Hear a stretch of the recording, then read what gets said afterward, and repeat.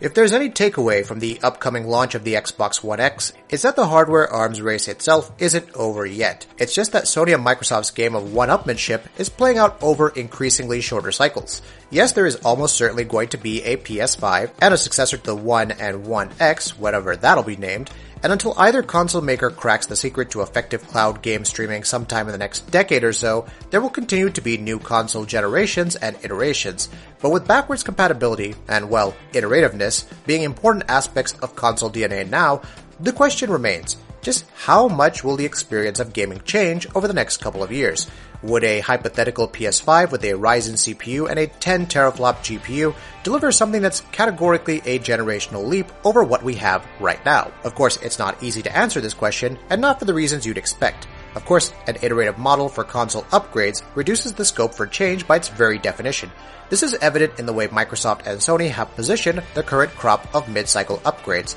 The PS4 Pro and Xbox One X are really just machines that play the same games as their predecessors, only better. The likely inclusion of a Ryzen CPU will improve the situation for the PS5. Today's consoles are heavily biased towards GPU performance. This has resulted in developers utilizing GPGPU functionality to offload general processing tasks to the graphics unit. While this does cut the console's anemic Jaguar CPUs some slack, it means that the GPUs themselves can't be fully utilized for graphics loads. With a much better CPU-GPU balance, the PS5 could better utilize its GPU for graphics functionality. Apart from this, there's a good chance that aspects apart from graphics, like world simulation, physics, AI, the actual core gameplay part, might get a transformational leg up with the PS5. The 8th gen console's Jaguar processors have the same reason that games this generational are really just better looking versions of last gen titles. A significantly faster processor would enable developers to create deeper, richer worlds. Visuals aren't everything in a game, and richer gameplay possibilities can have a much greater impact than better-looking hair. Keeping in mind the timeframes a new console cycle demands, a hypothetical PS5 or Xbox One X successor is not likely to feature more than twice the GPU power of the One X. This is more or less in line with analyst Damien Thong's prediction that a PlayStation model with a 10 teraflop GPU will release in 2018. A 10 teraflop GPU would most certainly count as a generational leap over the original PS4 in terms of graphics horsepower, but at 1080p. And that truly is the problem. Because the PS4 Pro and Xbox One X are both positioned as 4K consoles, it simply wouldn't be viable from a marketing standpoint to let PS5 titles have a lower rendering target. At 1080p, a 10 teraflop PS5 offers 5 times the GPU power of a PS4, enough to allow for a generational leap in visuals. At 4K, however, much of the leap in graphics prowess is wasted on getting games running at 4K in the first place, with not much overhead for improved visuals. In the PC space, the 1080 Ti makes for a good comparison.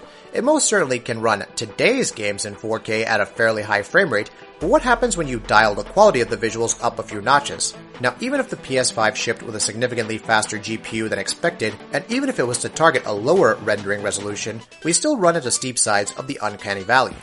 The closer visuals get to being lifelike without quite getting there, the greater the sense that something's not quite right. However, as visuals inch towards photorealism, the law of diminishing returns starts to apply. More computational effort for less easily discernible benefit. Take Nathan Drake's model from the Uncharted series. Drake's character model in Uncharted 4 has over twice the poly count compared to Uncharted 3. Without a shadow of a doubt, Nathan Drake looks quite amazing in Uncharted 4 with beautiful animations, new skin properties, and shaders. However, the new shaders and lighting tech aside, does Nathan Drake look multiple times as good as the model from Uncharted 3? Going from the original Quake's 400 polygon characters to just a few thousand in the early GTA titles takes you from a formless blob to a reasonable, emotive approximation of a person. The human brain's attuned to the subtle imperfections in a computer-generated scene. This is why even photorealistic CGI characters can look slightly off. According to Tim Sweeney, around 40 teraflops of GPU power is required to generate truly photorealistic dynamic scenes. While visuals will get better and achieve huge bumps, the PS5 may still wind up on the uncanny side of the valley. And to top things off, the breakdown of Moore's Law means that we're not likely to reach the 40 teraflop console boxes as soon as we'd like to think. With longer hardware development cycles, it'll take hardware manufacturers a longer time to create hardware that's powerful, and even longer for it to trickle down to console-friendly price points. The PS5 as a console is definitely happening, and likely to happen sooner rather than later. It will surely deliver breathtaking visuals, implement high-end motion facial capture technologies, and middleware, and games will look better than we have on the PS4, especially during its twilight years. We take Thong's prediction of a 2018 release with a pinch of salt, but a time frame sometime before 2020 is very likely.